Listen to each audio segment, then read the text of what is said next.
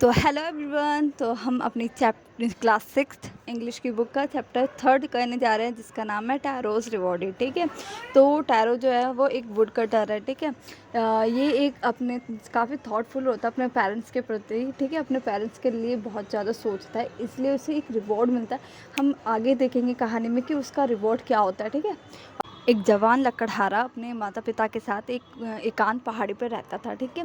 और वो वहाँ जाके जंगलों में जाके लकड़ियाँ काटता था और बहुत मेहनत करता था। हालांकि उसे उसके बहुत कम पैसे मिलते थे, पर फिर भी वो मेहनत करता था। ठीक है। और वो चाहता था अपने माँ बाप को हर एक वो खुशी देने की जो वो चाहते हैं। ठीक है। एक शाम क्या होता है, उसके माँ बाप क्या कहते हैं, अपने घर में बैठे होते हैं। तो वहाँ से जो तेज़ हवा चल रही होती है और दरारों में से भी हवा आ रही होती है। तो उसका फादर कहता है, हमारा टैरो का तो टैरो का फादर ये कहता है कि काश मेरे पास सेक होता जिससे मुझे पीने के बाद ठंड कम लगती। तो टैरो जो होता है वो पहले से भी ज़्यादा खुद दुखी हो जाता है, क्योंकि उसके पास इतने पैसे नहीं होते जिसकी वजह से वो सेक लेके आए। पर फिर भी वो बहुत ज़्यादा मेहनत करता है और वो काम करते करते ना उसे बहुत ज़्यादा गर्मी महसूस होती है। तो वो यही कहता है काश ये गर्मी में पापा को भी महसूस हो सकती है। ठीक है। और फिर वो अपने काम पर लग जाता है और मेहनत करता है बहुत ज़्यादा। फिर वो सुनता है कि कहीं से किसी चीज़ की आवाज़ आ रही है। तो वो अपना काम रोक के और वो देखने चला जाता है आखिर है क्या। तो वो देखता है कि यहाँ पानी है। तो वो सोचता है कि यहाँ पानी हो सकता था, यहाँ झरना बह रहा था। ठीक है।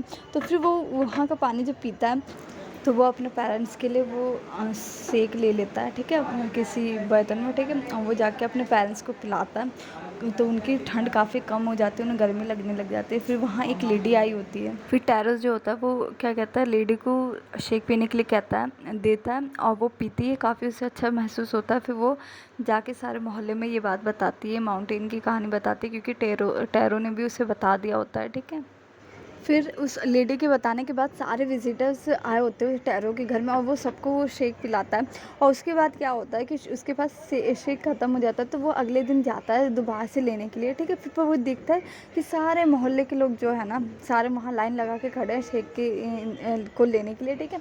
तो उसमें से एक इंसान जाकर पीता है उसको, वो कहता है नहीं नहीं ये शेक नहीं है, ये पानी है, ये पानी है, ये शेक वेक नहीं है। ठीक है। तो वो फिर दूसरा आदमी कहता है कि टैरो कहाँ है, उसने हमसे झूठ बोला, उसने धोखा दिया, हम उसे ढूंढते हैं, उसे पूछेंगे आखिर उसने ऐसा क्यों किया।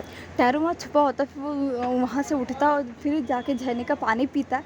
और फिर देखता है अरे ये क्या मैं, ये इमेजिनेशन है या मेरी ड्रीम है या क्या है कि मुझे तो ये शेक लग रहा है, बाकी सबको पानी लग रहा है। फिर वो दोबारा से पीता और फिर ये देखता है कि ये शेक ही है। ठीक है। पता है ऐसा क्यों होता है, क्योंकि जो टैरो है ना वो उसका कि वो थॉटफुल रहता है अपने माता पिता के लिए, इसलिए मतलब गॉड गिफ्टेड होता है वो झरना उसके लिए, ताकि उसे शेक मिल सके। ठीक है।